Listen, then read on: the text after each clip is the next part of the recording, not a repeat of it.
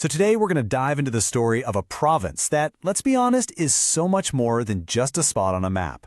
We're talking about the very engine of a nation. We're going to journey through Ontario's incredible history, all the way from its ancient landscapes right up to its role today as a modern global powerhouse. It's going to be quite a ride. And the story really starts with its name.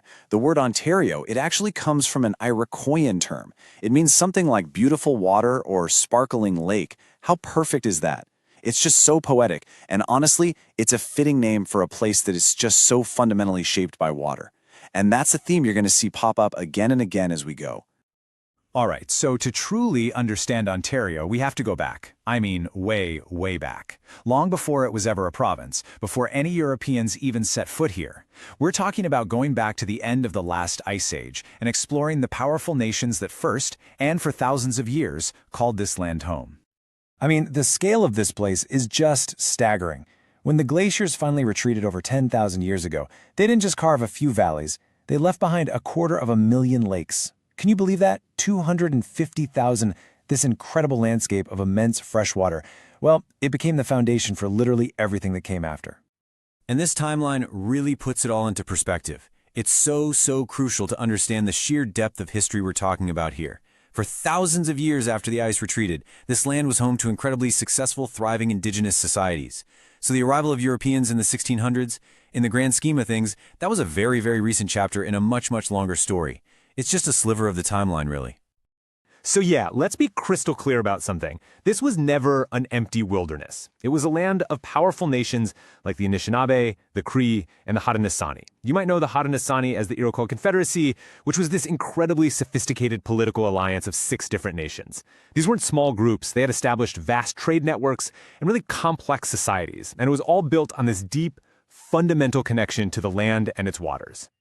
Okay, so now we get to the 1600s, and this is where everything starts to change. It's a huge turning point. The arrival of European explorers basically kicks off this massive chain of events. It's all centered around trade, new alliances, and, well, ultimately a massive clash of empires for control of North America.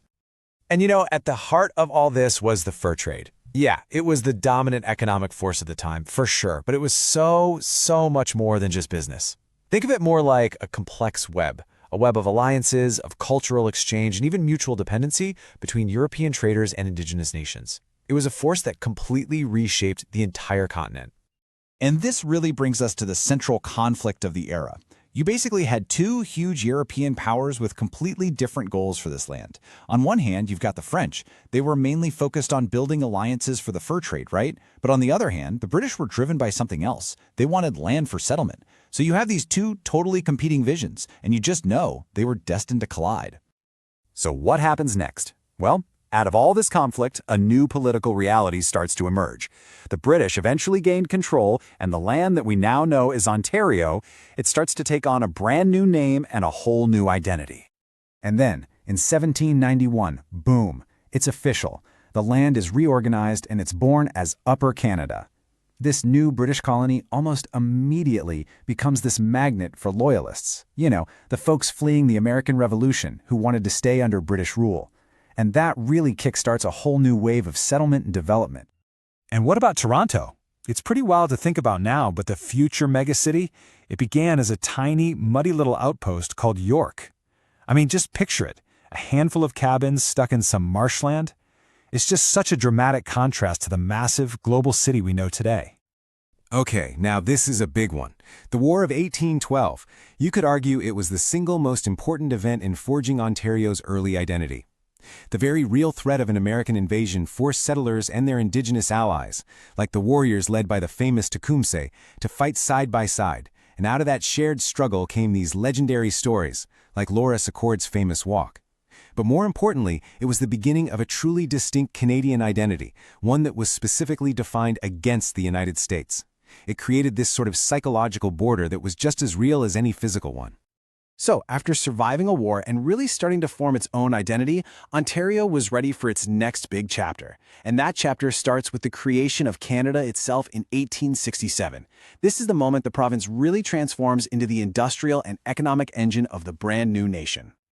So, you might be asking, what exactly fueled this massive boom? Well, it was kind of a perfect storm, really. First, Confederation gave it political stability. Then, railways started spreading like veins across the province, connecting resources to markets. Factories started powering up in the cities, creating tons of jobs. And finally, waves of new immigrants from all over the world began to arrive, providing the people power to make it all happen. And what's cool is that during this period, different cities really started to develop their own unique personalities. Hamilton, for instance, became this absolute giant of the steel industry. Up north, Sudbury was digging up the metals that powered the world. Ottawa, of course, was chosen by Queen Victoria herself to be the nation's capital. And Toronto? Well, Toronto began its incredible rise to becoming the global multicultural hub we know today. And all of that history, it brings us right up to the present day. The foundation that was laid over all those centuries, it created the Ontario that we know now, a modern, incredibly diverse, and immensely powerful force, not just within Canada, but on the world stage.